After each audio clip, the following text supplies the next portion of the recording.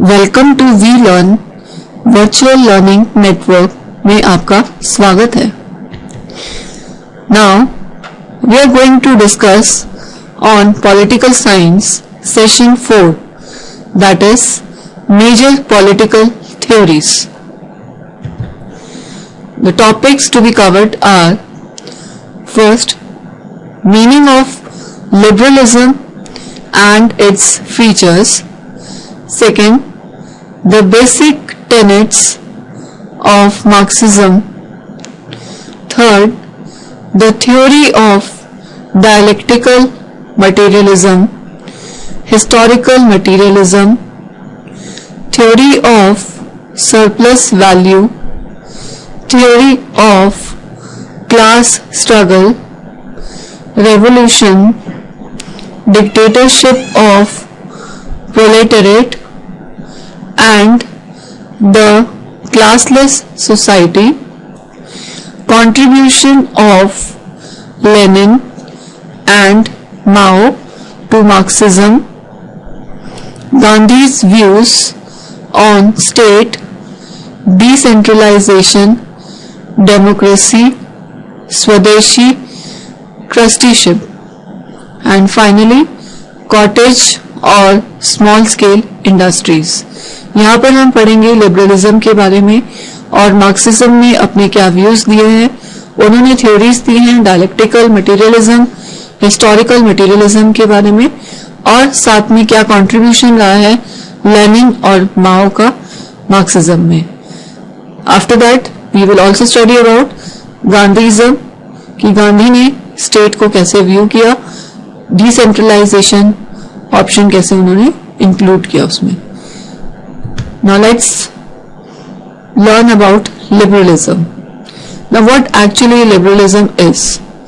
Liberalism is fairly an old political ideology. Liberalism का मतलब होता है फ्रीडम।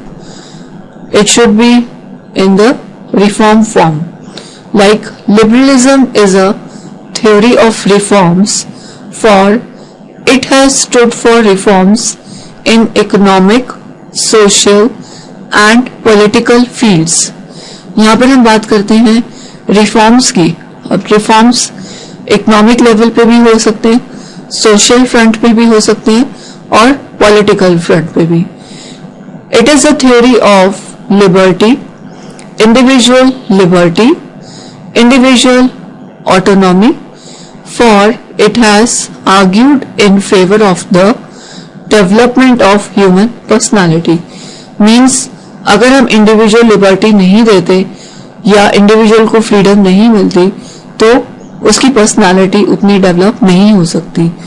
सो फिर in order to have that development we have to give the individual liberty. It is a theory of democracy, for it has favored rule of law, decentralization, free and fair elections. Like हम बात करते हैं Indian nation की, यहाँ पर हम follow करते हैं डेमोक्रेसी थ्योरी को, जिसमें कि every citizen has right to vote, every citizen has right to elect, और every citizen has right to follow the rules and regulations of the country.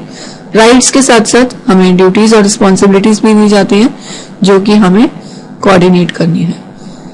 Next, aspects of liberalism. Now talking about the aspects of liberalism, first is social sphere. हम social sphere की बात करते हैं यहाँ पर। Liberalism stands for secularism and a society that opposes all kinds of social discrimination. पहले होता था कि कास्ट डिस्क्रिमिनेशन बहुत होते थे, मेल फीमेल्स में बहुत डिस्क्रिमिनेशन होता था, जेंडर डिस्क्रिमिनेशन जिसको हम कहते हैं, या sex discrimination. So here liberalism stands की सभी लोग जो है वो इक्वल हैं स्टेट के अंदर, एक सोसाइटी के अंदर। Then let's talk about economic sphere. Economic sphere की जब हम बात करते हैं तो what does it relate? It favors a capitalistic economy, individual ownership of the means of production and maximum profit earning motive. Economic sphere में it is related to capitalistic economy, मतलब government का यहाँ पर कोई रोल नहीं है, यहाँ पर इंडिविजुअल ओनरशिप है, अपने ही अकॉर्डिंग उसकी प्रोडक्शन है और उसका जो मेन मोटिव है वो है मैक्सिमम से मैक्सिमम प्रॉफिट अर्न करना. Then let's talk about political sphere. What does it stand? It stands for a democratic polity, individual rights and liberties, responsive and responsible government, free and impartial judiciary. यहाँ पर जब हम बात करते हैं political sphere की, तो ये डिस्क्राइब करता है डेमोक्रेटिक पॉलिटी को, इंडिविजुअल राइट्स को, उसकी लिबर्टीज को और क्या क्या रिस्पॉन्सिबिलिटीज हैं उसकी, क्या क्या ड्यूटीज हैं उसकी गवर्नमेंट की तरफ. That is more important. Now let's see about the features of liberalism. Features of liberalism, when we talk about it, let's talk about individual liberty. Individual liberties. Liberalism is essentially an ideology of liberty. For the liberals, liberty is the very essence of human personality. It is a means to one's development. कि every human being has the right to develop his or her own personality. हर एक individual को हमें freedom देनी चाहिए ताकि उसके जो ideas हैं, उसके जो थॉट्स हैं, वो इजीली एक्सप्रेस कर सके वो. Second is individual centred theory. Now this is related to liberalism begins and ends with individuals. कि लिबरलिज्म सोचता है, स्टार्टअप करता है इंडिविजुअल से और एंड अप भी करता है वो इंडिविजुअल से. For liberals, individual is the centre of all activities, individual is the end, while all other associations including the state are the means कि liberals जो है वो एक central है, they are the centers, individuals are the centers और सारी activities जो है वो individual से concerned है. Third is capitalistic economy. Liberalism advocates free market economy, that is the capitalistic mode of economy. It believes in private property system, maximum profit as the only motive. Capitalistic economy मतलब liberalism advocate करता है free market economy को, focus करता है वो capitalistic economy को जहां पर totally private property system है, maximum से maximum profit earning motive है उसका. Then comes limited state. Liberalism advocates the concept of limited state.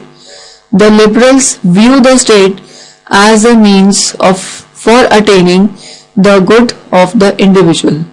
They are of the opinion that a more powerful state means a less free individual.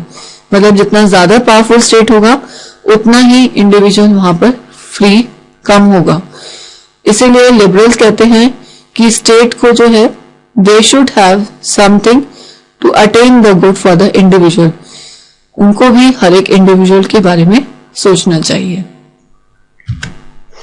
Next, oppose to traditions और superstitions. कि वो totally oppose करता है traditions को, superstitions को. सो liberalism opposes traditional और superstitious.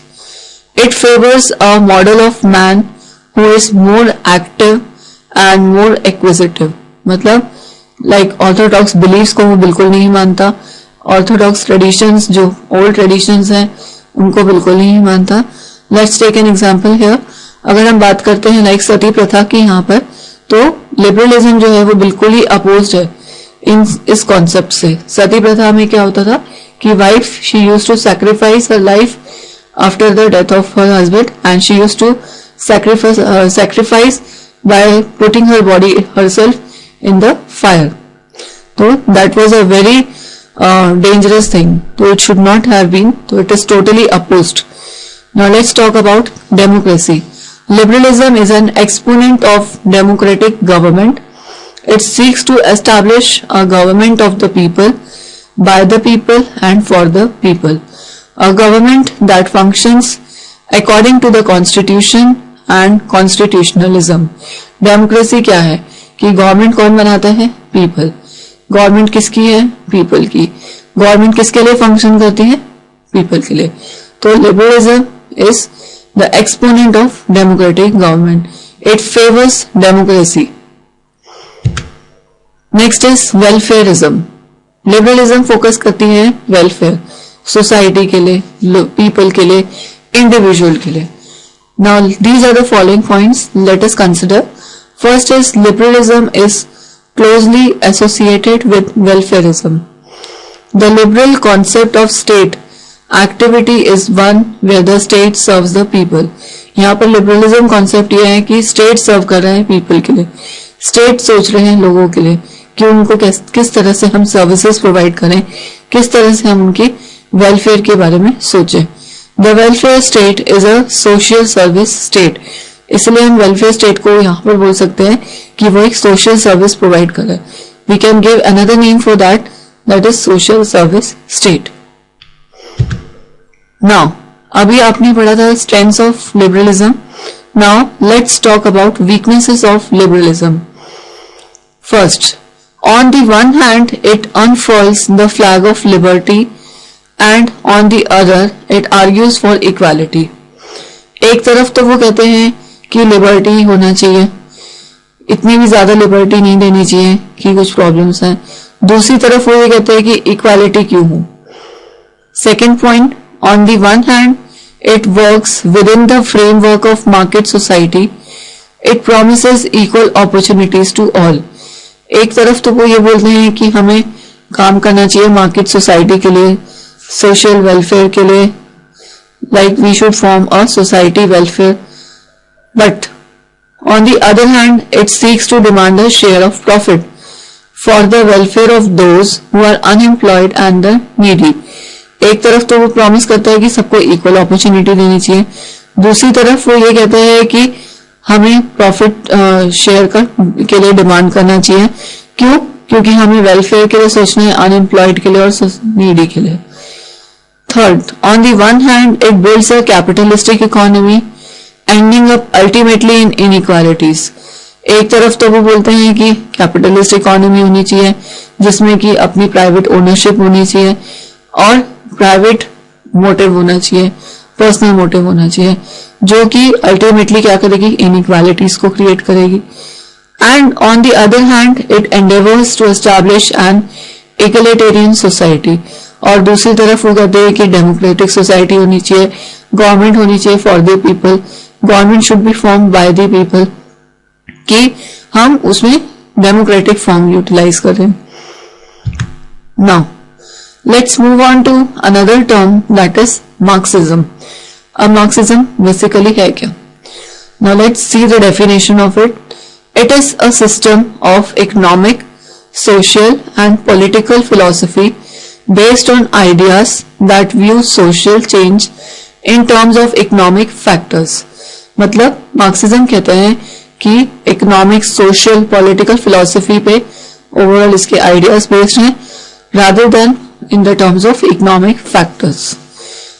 अब यहाँ पर हम देखते हैं कि who were the founders of Marxism. The main founders of Marxism are Karl Marx and Friedrich Engels. Marx finds alienation in extermination, that is, man finds himself external or alien to his activity or his self. कि marks का concept है कि जो man है वो अपने आप को एक्सटर्नल फील करता है, चाहे वो खुद ही इन्वॉल्व है उस एक्टिविटी के अंदर, means his own self. Now Marxism and its basic postulates. There are following assumptions or postulates. Marxism is based on assumptions or postulates. First, nothing happens in the world on its own. There is always a cause-effect relationship in what we see around. यहाँ पर Marxism का concept है कि कुछ भी अपने आप, कुछ भी पॉसिबल नहीं है कि वो अपने आप से हो जाए. हर एक चीज का कुछ ना कुछ कॉज है और उसका इफेक्ट कुछ ना कुछ है. Second, the real development is always the material development, that is the economic development. जो रियल डेवलपमेंट है वो मटीरियल डेवलपमेंट है. मटीरियल डेवलपमेंट की जब हम यहाँ पर बात करें तो वो इकोनॉमी की टर्म में है, उसकी इकोनॉमिक डेवलपमेंट उस पर्टिकुलर नेशन की, उस पर्टिकुलर इंडिविजुअल की. Third, the material that is economic factor is the dominant factor in both individual life and social life. कि economic factor is the major factor.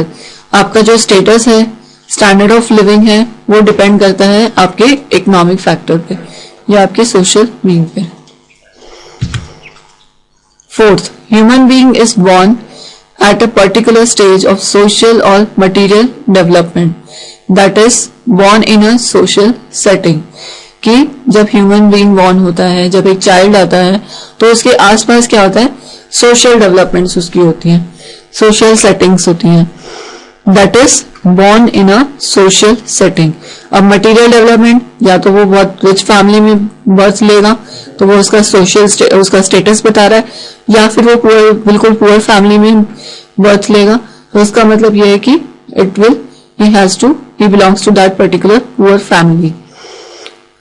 Marx had said, human beings are born in history, but they make history independent of him. कि सभी लोग birth लेते हैं, every human being takes birth, लेकिन कुछ ही human beings होते हैं जो हिस्ट्री मार्क करते हैं अपनी लाइफ की.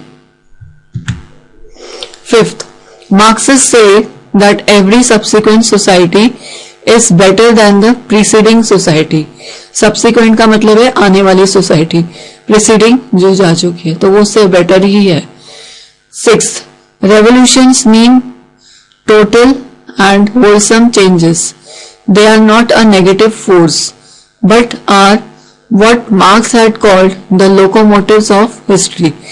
Time to time revolutions necessary हैं, time to time changes necessary हैं, लेकिन हम ये नहीं कह सकते कि वो नेगेटिव फोर्सेस हैं. वो हिस्ट्री को क्रिएट करते हैं, वो मेजर चेंजेस को लाते हैं और एक रेवोल्यूशंस क्रिएट करते हैं.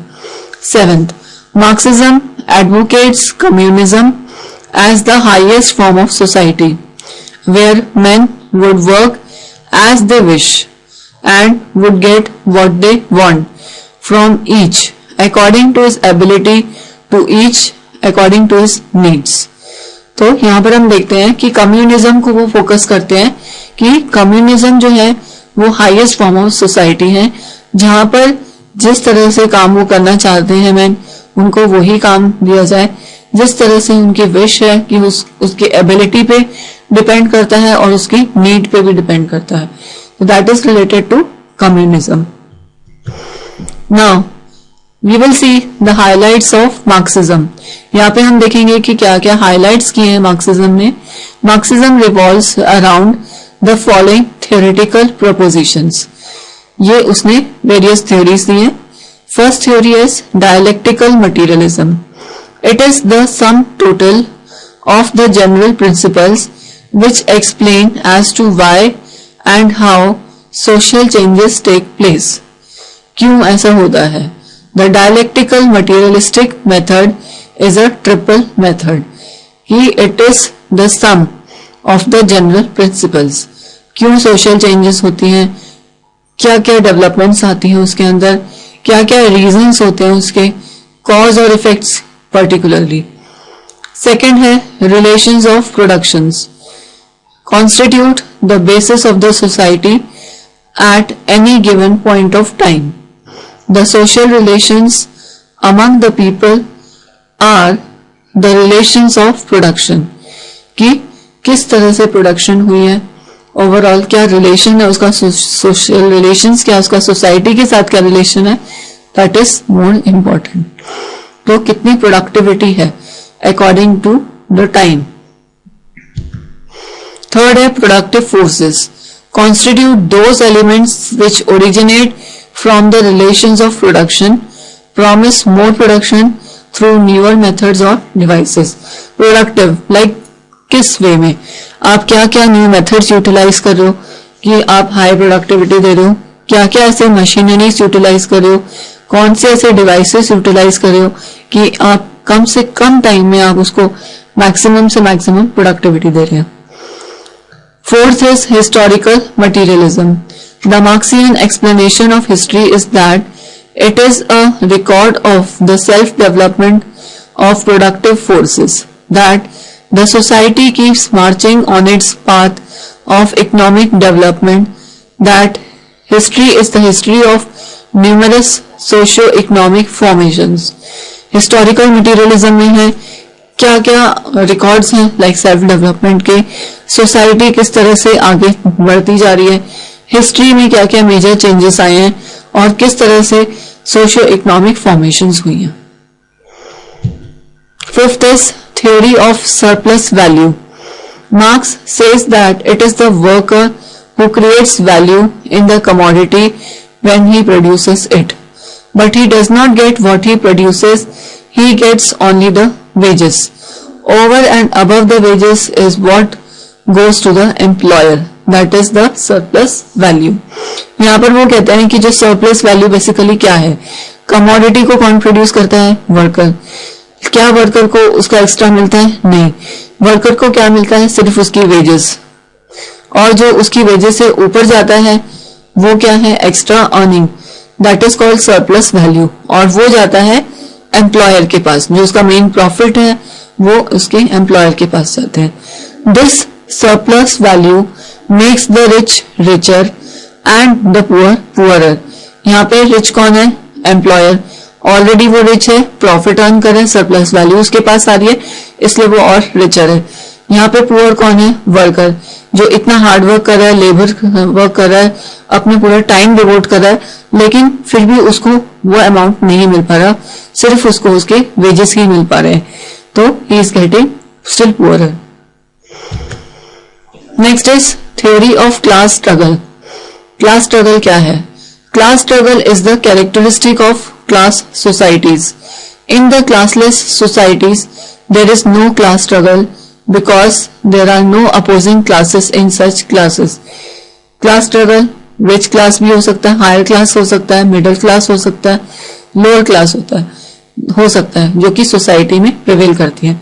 लेकिन क्लासलेस सोसाइटी में जब कोई क्लास ही डेवलप नहीं होगी तो अपोजिशंस कैसे होंगे, कोई अपोजिशंस नहीं होंगे. 7th point, dictatorship of the proletariat means the rule of the working class. It is a state of the workers in the socialist society which follows the capitalist society. यहाँ पे ये बताया है कि वर्किंग क्लास ही rule करती है, socialist class में state of workers जो है वो फॉलो करते हैं कैपिटलिस्ट सोसाइटी को. Now how much relevance is Marxism. Now we will study about relevance of Marxism. Marxism, both as a philosophy and also as a practice, has attained a position unparalleled in social and political thought.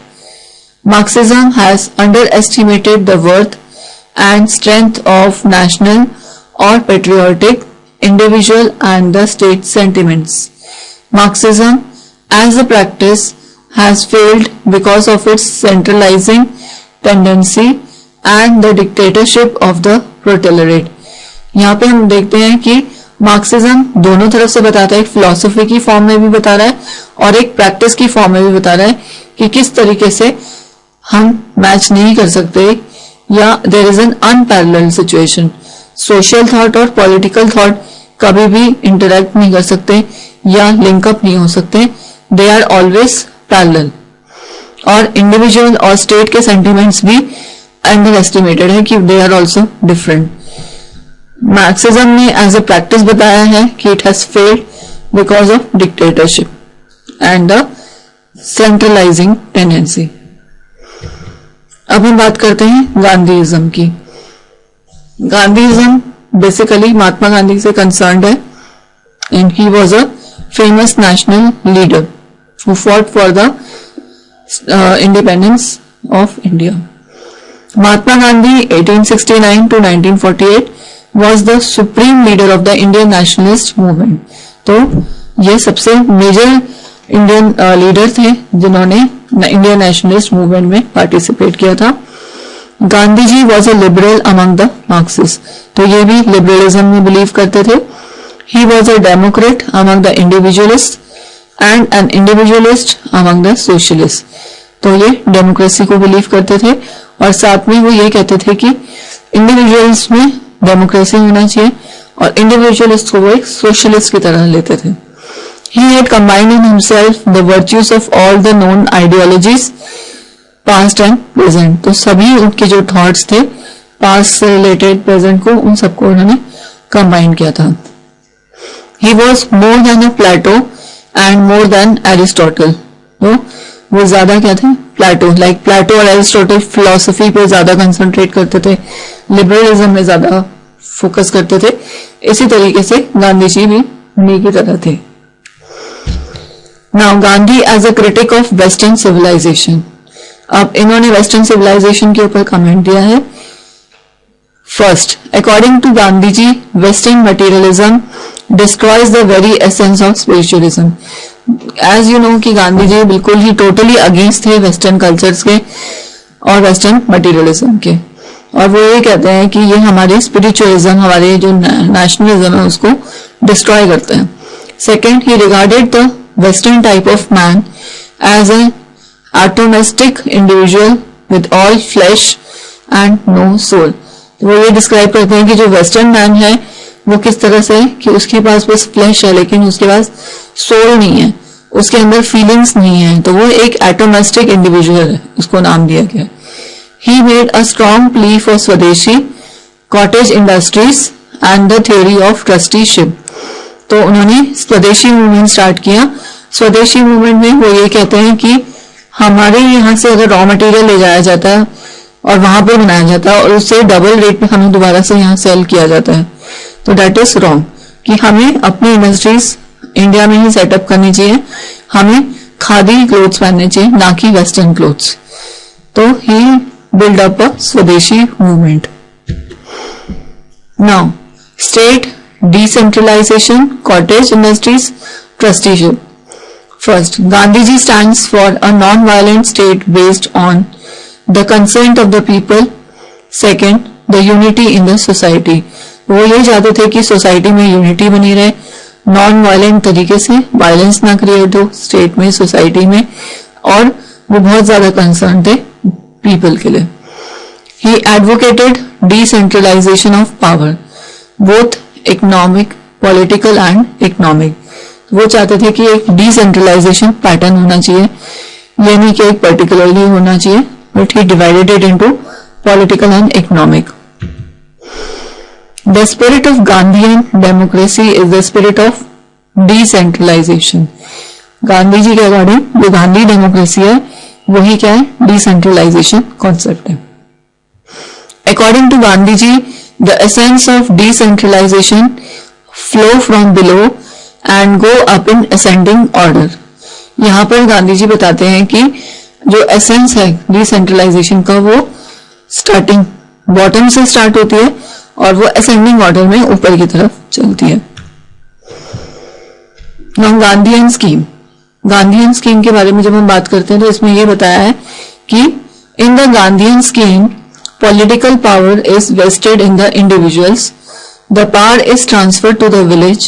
From village, the power goes to the higher unit and ultimately ends up with the central or national government, which practically performs the coordinating functions. यहाँ पर बताया कि किस तरह से ये startup होता है डिसेंट्रलाइजेशन प्रोसेस, कि जो पावर है वो ट्रांसफर होती है विलेज से, विलेज के पास, विलेज से जाती है वो पावर हायर यूनिट के पास और अल्टीमेटली वो सेंट्रल या नेशनल गवर्नमेंट तक चलती है और इस तरह से वो फंक्शंस कोऑर्डिनेट करते हैं। Now Gandhi's concept of decentralisation. First, Gandhi argued for the devolution of economic power as well. He advocated village economy through the promotion of village small cottage industries. अब इकोनॉमिक पावर के लिए उन्होंने बताया है कि किस तरह से उन्होंने विलेज इकोनॉमी को प्रमोट किया। उन्होंने विलेज को प्रमोट किया, कॉटेज इंडस्ट्रीज को प्रमोट किया। Second, Gandhi ji favoured the revival of indigenous industries so that people could have enough to eat, कि मैक्सिमम से मैक्सिमम जो फूड इंडस्ट्रीज हैं वो इंडिया में हो ताकि लोगों को खाने के लिए मिले. ही स्टार्टेड स्वदेशी मूवमेंट. इसके लिए उन्होंने क्या किया, उन्होंने स्वदेशी मूवमेंट स्टार्ट किया कि मैक्सिमम से मैक्सिमम एम्प्लॉयमेंट देनी चाहिए हमें, और ये तभी पॉसिबल हो सकता है जब इंडस्ट्रीज सेटअप हो इंडिया में. Next, for Gandhi ji no individual is the owner, all work and all are the workers. Everyone gets for the service one renders. The profit is not of the owner. यहाँ पर वो बता रहे हैं कि जो प्रॉफिट है वो ओनर का नहीं है, जितना जिसने काम किया है उतना उसको उस सर्विस के लिए उसे मिला है. The employers are the trustees and not the masters. The employees as necessary components of the enterprises are the workers and not the slaves. यहाँ पर एम्प्लॉयर्स को उन्होंने बताया कि वो एक ट्रस्टीज हैं, लेकिन मास्टर्स नहीं है जो उनके ऊपर होल्ड जताएं. एम्प्लॉयज जो हैं वो एक सबसे इंपॉर्टेंट कंपोनेंट्स है एक एंटरप्राइज के लिए. वो स्लेव्स नहीं है, वो वर्कर्स हैं जो कंपनी के लिए वर्क कर रहे हैं. Now ends and means. यहाँ पे according to Gandhi ji ends and means constitute two aspects of the same reality. जैसे हम बोलते हैं कि एक सिक्के के दो पहलू होते हैं, इसी तरीके से एक रियलिटी के पीछे एंड्स भी होता है और उसका मीन्स भी होता है.